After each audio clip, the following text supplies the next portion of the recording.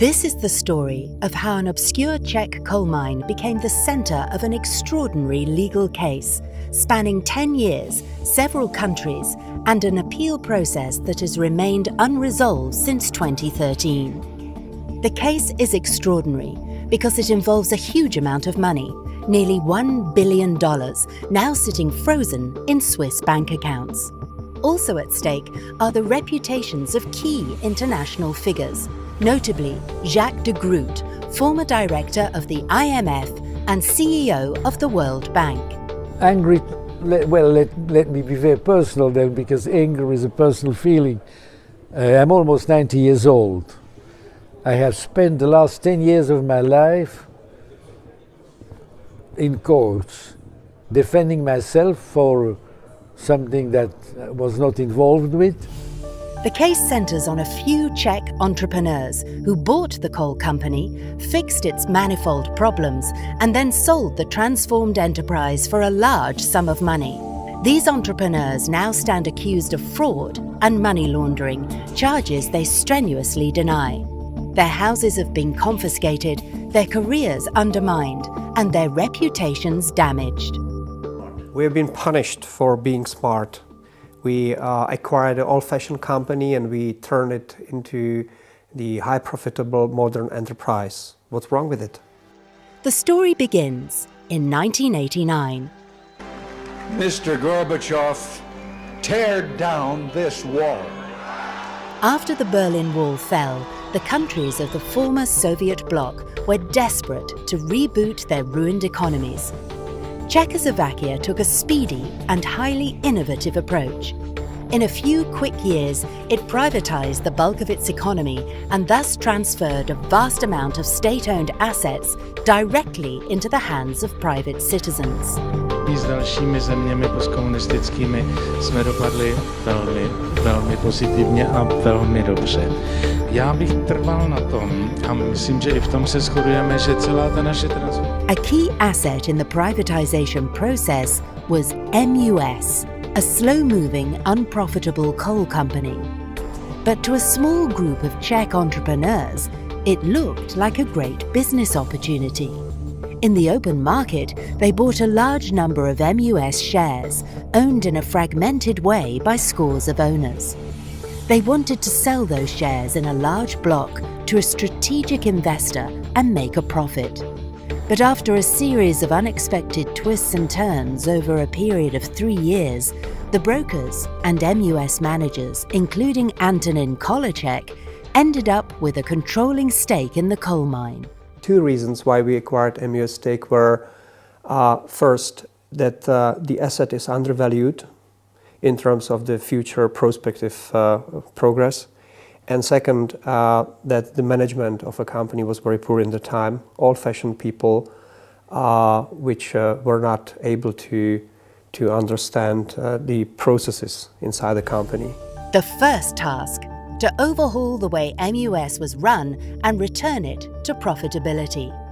I know a little bit about the coal mining because my grandfather and my father worked as miner.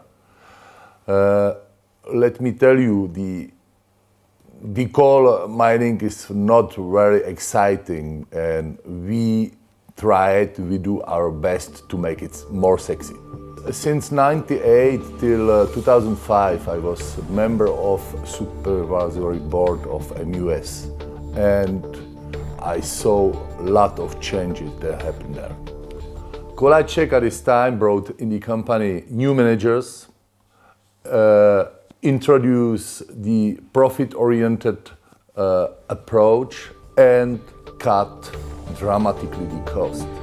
Jacques de Groot, the former head of the World Bank who had US business interests, was also on the board. It was the whole life, as it were, of the city of Most and of the region, northern Bohemia. You can say that about 25 to 30,000 people with the families and retired people were living around the mine, from the mine, and have been done so for a long time.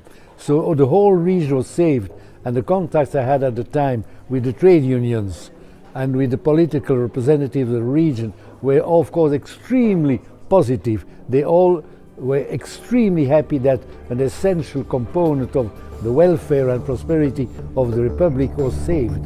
The Czech Republic thus became the biggest per capita exporter of electricity in the world, thanks to MUS and other local Czech coal companies.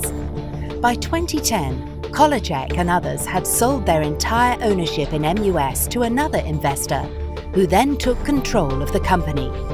That transaction made the original MUS managers a total profit of $700 million. It was an extraordinary success story. The mine was rehabilitated very rapidly and very effectively and could therefore be sold by the management that had simply done a typical management takeover transaction under very good conditions. And they are now criticized because, of course, they earn a lot of money by doing that. Successful, why? First of all, for the country, because the Czech Republic is one of the only countries that produces the bulk of its industrial electricity by its own resources. So how did this Czech business triumph end up a legal mess in faraway Switzerland? De Groot was the president of a company called Appian that served as a vehicle through which the MUS shares were acquired. Swiss prosecutors contend that Appian was a front company used to hide the identity of the MUS buyers, and that profits from the sale of MUS were laundered through Swiss bank accounts. Appian, however, was no fly-by-night outfit. It was set up by Stephen Norris, co-founder of the giant US equity firm Carlyle Group. Appian had several well-known advisors, including US Secretary of State Lawrence Eagleburger and former President George Bush Sr. But did the MUS managers really fool the Czech state into selling their stake to Appian under false pretenses? The names of the MUS managers were widely reported in the Czech media, and an audio recording from the time clearly shows that key Czech ministers were keen to sell and weren't worried about who the buyers were. A majority owner of the company wanted to officially buy the state's minority stake for about 520 million Czech crowns. It was too little money for almost half of the company. After that, they increased the offer by 24% more than the market price. The Ministry of Industry and Trade suggests we accept this offer and get rid of the MUS trouble. All this happened nearly 20 years ago in the Czech Republic, in the middle of transition period from communism to capitalism, and the case has been decided in Switzerland, absolutely different country, absolutely different context.